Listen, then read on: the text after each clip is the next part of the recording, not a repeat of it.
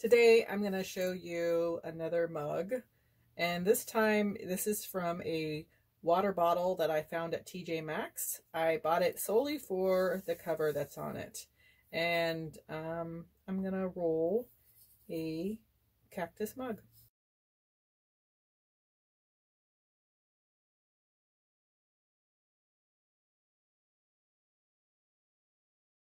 What I'm doing is straightening out this line here. It looked like it kind of started going up a little bit.